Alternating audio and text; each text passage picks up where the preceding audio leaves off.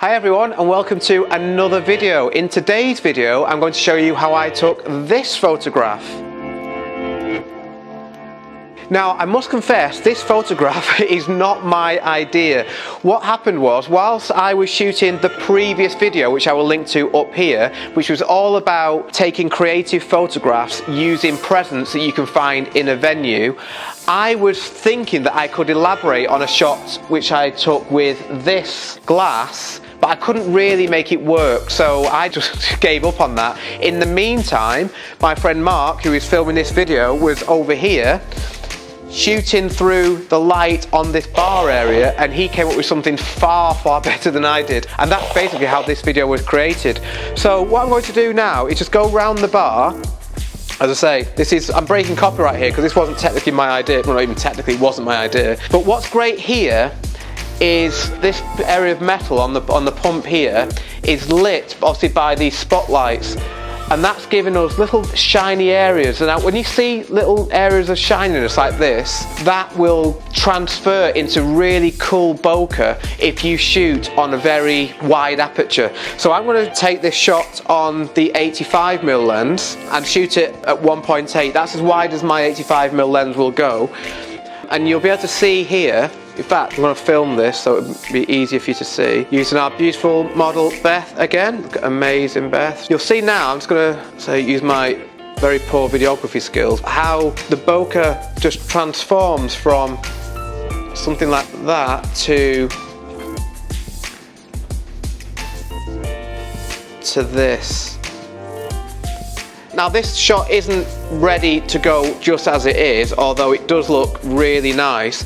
So what I'm going to do is just first of all take this image in natural light and just see what we get. So go back to 1.8. So what I want to do first of all is make sure that I don't blow out any highlights. Now, if you will have seen for a previous video of mine where I talk about how I try and make the focal point of the photograph the brightest point, at the moment, as you can see, the brightest point of the photograph at the moment is the bokeh from the bar, and I don't want it to be. I want the brightest point to be Beth's face. So we can try and change that in post as best we can, or the much better solution is to add in an off-camera flash. Here's one I prepared earlier.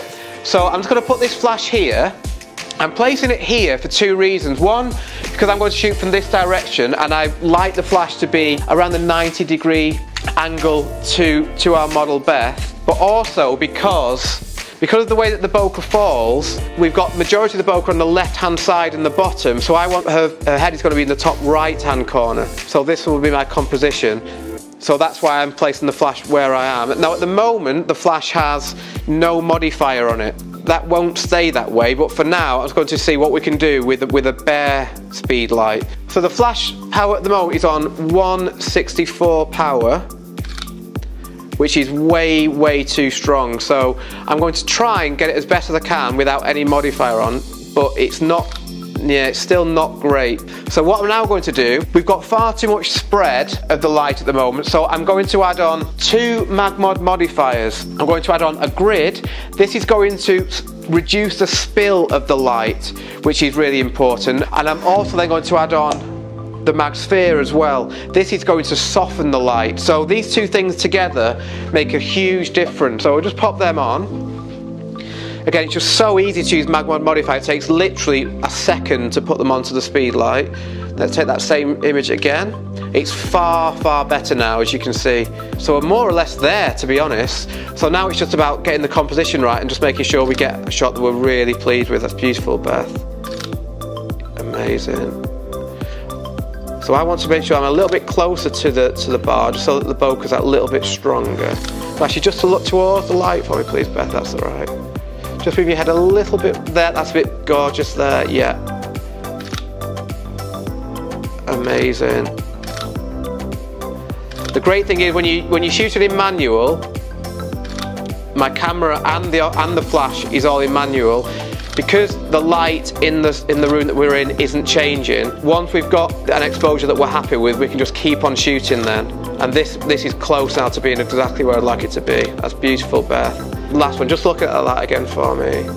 Just moving your head a little bit round, that's it there, and just keep it there just for a couple of shots, Beth. Amazing, thank you very much, Beth. So I'm really pleased what we've already got, but we can always try and make it a little bit better.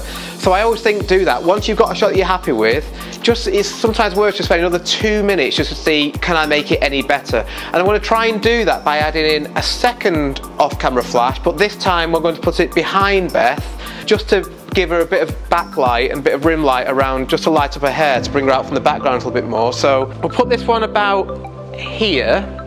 So I don't want to obviously see this in the frame, so I'm placing it so that it's going to be, Beth is going to be in between where I'm shooting and the speed light. And I'm going to add on a grid, again just to limit the spill of the light slightly. I'm not going to need a sphere on this one because there's no need to soften the light because the light is behind Beth, there's nothing to soften as such. And I'm going to add on a 1/4 CTO gel just to make the light coming out of this speed light a little bit warmer. At the moment we are on 132 power, which probably will be about right, but we may need to change it, but we'll see what we get first of all. So we'll go back to where we were before. Beautiful, Beth. Yeah, I like that. That's cool. So flash A, the one that's lighting Beth from the front, is on 164 power, and the one behind is on 132 power. Beautiful, Beth. And just looking this way, Beth. Gorgeous. We're going to just take a couple of shots exactly as you are there, because I think these will be the ones that we end up using. Perfect. And last, we're going to go really close to the bokeh to see what this does. Nailed it. Perfect. Thank you very much. So I hope you enjoyed this video and hope it helps you to see, again, the creative possibilities when you just try things. That's the best thing. I say, like, I didn't see this, my friend Mark saw it, but he saw it because he was just trying new things and seeing what would happen. So always experiment and don't be afraid to fail. If it doesn't work, it doesn't work, but the potential of how good a shot can be, if it does work, is well worth it. So thank you very much again for watching, and I will see you next time. Oh God, it isn't recording. Is it not? Oh, the whole thing. We haven't done anything. It's not that surprisingly well. Well, I just think we'd just do it again.